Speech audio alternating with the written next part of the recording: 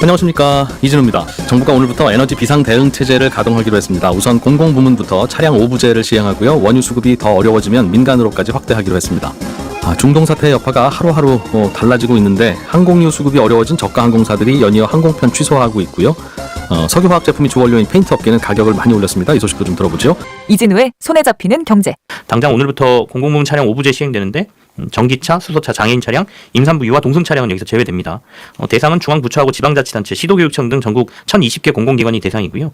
오부제는 아시는 것처럼 이제 끝번호 요일제 이렇게 보시면 되는데 월요일이 차량 끝번호에 1번하고 6번 운행 안 하는 날 뭐 이렇게 보시면 되고, 오부제를 위반하게 되면 4회 이상 상습 위반의 경우에는 엄중 문책 또는 징계를 한다. 그러니까 위반했을 때는 경고가 일단 주어지고요. 대상 차량이 기후부가 통계를 낸 걸로 보면 150만 대 정도 되는데 이를 통해 절약할 수 있는 석유량이 하루 3천만 배럴일 걸로 보인다라는 게 이제 추산이고요. 만약에 이게 민간까지 확대하게 되면 대상 차량이 2,370만 대 정도 될 테고 한 달간 오부제를 시행하면 280만 배럴 정도를 아낄 수 있는데, 이 양은 어떤 양이냐? 우리나라가 하루에 소비하는 석유 사용량 정도이다라고 얘기는 하고 있습니다. 필요시에는 재택근무를 공고하는 방안까지, 그러면 이제 차량 이동 안 할 테니까 이렇게라도 조금씩 줄이면서 에너지난을 뭐 좀 돌파해 보자라는 거고요. 그리고 지금 또 얘기가 나오는 게 추가 경정 예산 얘기가 나오는데, 그 안에 K패스를 통한 이용 횟수에 따른 교통요금 일부 환급, 지금 시행되고 있는 건데 이 대상을 좀 확 넓혀서 대중교통 많이 이용하게 하는 거, 아니면 아예 사용 시에 바로 할인해주는 등의 방식도 지금 검토해보자라는 얘기가 나왔고요. 탈석탄 정책 때문에 올해 폐쇄 예정인 석탄 화력발전소가 3기 정도 있습니다. 근데 이것도 필요에 따라서는 폐쇄도 늦춰보자라는 얘기가 지금 나왔습니다. 오늘 새벽에 발표한 바에 따르면 한 일주일 안에 전쟁 끝날 것 같기도 한데, 그게 또 어떻게 될지 어떻게 알아요? 그 외신 보도로 보면 한 달간 휴전을 하자라고 트럼프 대통령이 이란 쪽에 했다는 얘기가 지금 나왔어요.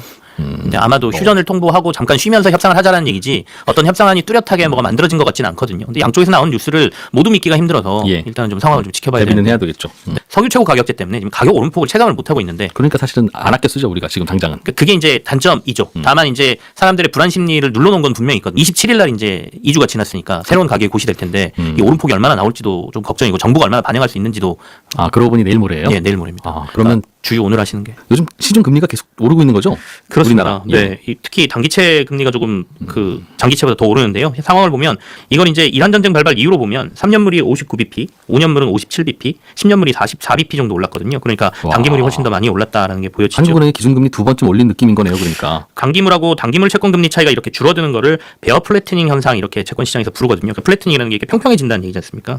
그러니까 이런 현상이 나타나는 거는 중앙은행이 예상보다 훨씬 매파적이거나 단기적인 인플레이션 압력이 강화될 때 나타난다, 이렇게 얘기하는데요. 지금 우리나라는 두 가지가 모두 해당된다고 볼 수 있겠죠. 그러니까 신임 총재로 후보자로 지정된 신현성 후보자가 다소 매파적이다라고 시장에서 평가를 받고 있기 때문에 금리 인하보다 인상 쪽에 무게를 두는 사람, 이렇게 해석이 되면서 채권 시장을 좀 긴장시키고 있고요. 한국은행이 금리 올릴 거다, 조만간. 그럴 가능성이 높다, 뭐 이렇게 보는 거죠. 국채 발행해서 추경을 만든 건 아니지만 당초 예상보다 규모가 늘어난 25조 원의 추경을 속도감 있게 지금 추진을 하니까 이게 시장이 풀리게 되면 아무래도 인플레를 더 자극할 거다라고 보기 때문에 이 세 가지가 결합되면서 단기물 금리가 조금 더 강하게 움직이는 그런 상황입니다. 그리고 정부가 국채 발행을 그럼 해야 될 테니까, 국채를 또 발행하면 시중에 자금은 또 국채 사러 몰릴 거고, 그럼 돈 필요한 사람들은 또 못 구할 거 아니겠습니까? 국채 뒤로 줄 서야 될 테니까. 그렇습니다.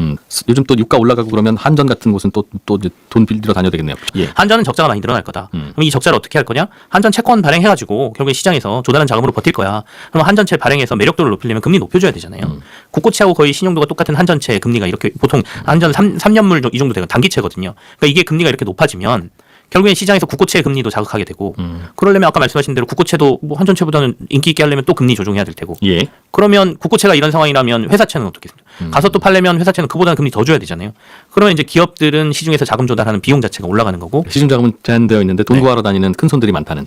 그렇게 되는 거니까. 그리고 이제 채권을 사는 사람들 입장에서는 이렇게 금리가 계속 오르기 시작하면 이전에 갖고 있던 채권 빨리 팔고 금리 좋은 상품으로 가야지라는 수요. 그다음에 오늘 내일이 금리가 계속 오르잖아요. 지금 안 사고 난 내일 살 거야라고 해서 채권 수요가 떨어지는 것까지 강화되면서 결국에는 금리가 조금씩 더 오르는 이런 현상이 이제 나오는 거기 때문에, 지금 상황에서 해외 이런 모습들이나 유가 상황이나 이런 것들이 해결되지 않으면 채권 시장 금리 상승 압박이 좀 계속 나올 가능성이 있고, 그 조달 금리라는 건 기업만 해당되는 게 아니라 개인들도, 은행들도 결국에는 채권 시장에서 조달하는 금리가 저희 대출 금리에 반영되는 거니까요. 그러니까 금리가 오를 가능성이 좀 높아진 거죠. 채권 시장이 이렇게 움직인다는 거. 다달이 내는 이제 이자가 조금 올라갈 가능성이 있죠. 최소한 뭐 한두 달 사이는 그렇게 움직이겠네요. 또 어떻게 될지 모르지만. 베트남 항공사죠. 비엣젯 항공이라고 다낭이나 푸꾸옥 여행 갈 때 이용해 보신 분들 많이 계실 것 같은데요. 4월, 그러니까 다음 달에 베트남을 오가는 일부 일부 노선의 운항을 중단하겠다고 밝혔습니다. 예. 인천에서 푸꾸옥으로 가는 노선은 4월 8일부터 5월 1일까지 전부 취소됐고요. 푸꾸옥에서 인천으로 오는 노선은 4월 7일부터 4월 말까지 중단됐습니다. 또 다낭, 나트랑 노선도 일부 노선이 비운항 처리됐고요. 사실상 2주도 안 남은 시점에서 항공편이 이렇게 취소가 된 건데 기름값이 비싸서 운행하면 적잖을 것 같으니까 그냥 비행기표 환불해 주는 게 낫겠네 싶어서 그냥 환불하고 끝내려는 거예요. 뭐 그런 계산도 야, 뭐 없었다고 볼 수 페인트 값도 많이 올랐다고 갑자기 엊그제. 네, 예. 그렇습니다. 국내 대다수 페인트 회사들이 제품 가격을 10%에서 최고 55%까지 올렸거나 다음 달부터 올리기로 했습니다. 중동 사태로 원재료 값이 급등해서 버틸 수가 없다는 건데요. 페인트가 사실상 이게 다 그냥 기름 덩어리죠 뭐. 네, 색깔 살짝 탄 거니까. 네네. 기름값 오르면 그냥 바로 오르겠죠 뭐 이게.